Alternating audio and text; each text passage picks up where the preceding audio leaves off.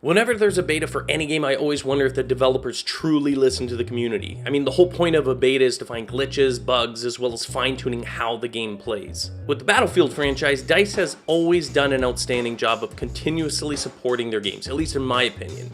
And not just in the early months following the release, but years later, as is the case with Battlefield 4. And you gotta keep in mind, not everything that you personally don't like about the game will be addressed. It's impossible to make a game that appeals to everyone. Most changes are done when multiple reports or complaints are received by the community and not just from small groups of overly critical whiners. Meaty and I played quite a bit of the Battlefield 1 beta on PS4, and I believe Meaty also played on the PC.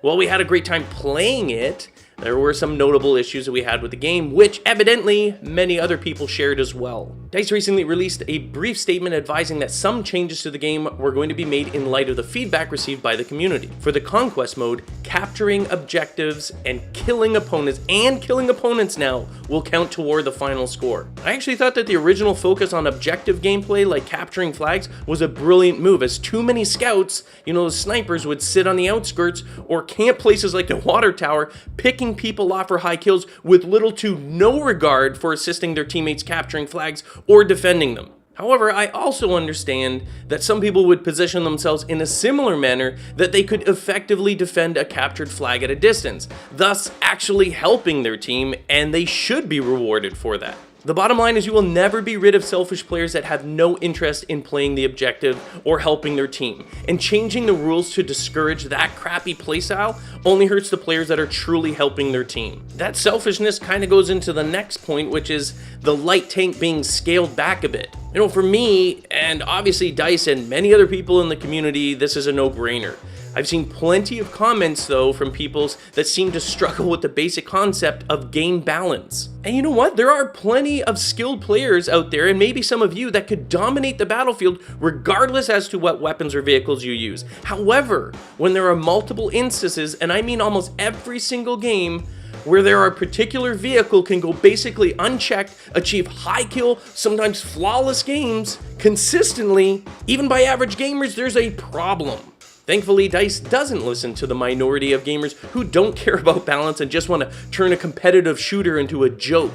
Vehicles are an integral part of the Battlefield experience, but this is a video game and they need to be balanced so that they do not become the focal point of gameplay. And on that note, they've also indicated that they'll be providing more tools earlier on to deal with vehicles. So it seems like we're not the only ones who felt that the starting weaponry was inadequate. I know, we put that video out, I talked about this, some people were like, oh, whatever, it's fine, tanks are supposed to be like, no, you're in the minority. Most people are like, this is ridiculous, we don't have the proper tools to deal with these, powerful tanks. When you're seeing, these huge tanks, or even the small tanks, just absolutely decimating and going flawless most of the time and no one dealing with it, that is an issue. I mean, for me personally, I didn't have a problem unlocking the anti-tank rocket, but it was a royal pain in the butt to use quickly against tanks. In previous Battlefield games, the starting engineer class had an easy-to-use unguided rocket right out the gate. Now, they don't specify what these tools will be, but I sure hope that they're going to be able to deal with tanks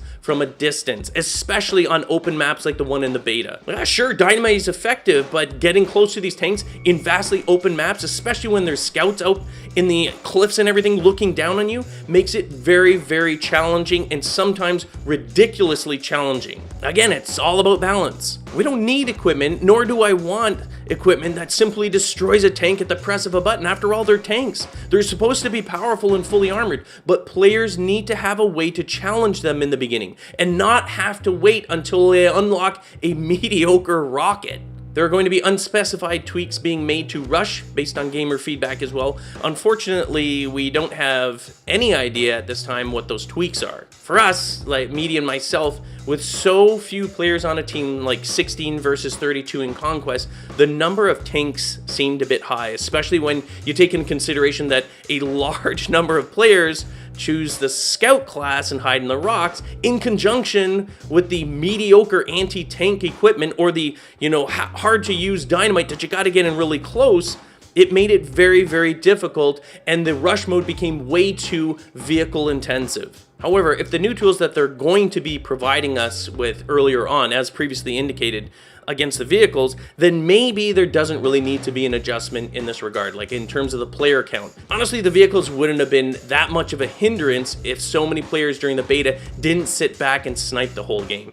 And we had an alternate to that, have to go prone, slight movement would shoot it off rocket. Finally, the horses are basically being nerfed and they're going to take more damage on release day. I've seen videos of horses doing crazy things and just mowing people down constantly, so I understand why a lot of people wanted them nerfed, but personally, I never really had problems with them. Anytime I saw a horse, I would just aim for the rider and kill them instead. Again, my personal experience is not what is relevant, just like all the other changes that you may not agree with. These changes and the changes coming in the future are meant to balance a game based on multiple reported issues. Just because you don't see a problem with it doesn't mean that it isn't a problem for many others. So how do you feel about the changes? Fair? Or are there other changes that need to be implemented?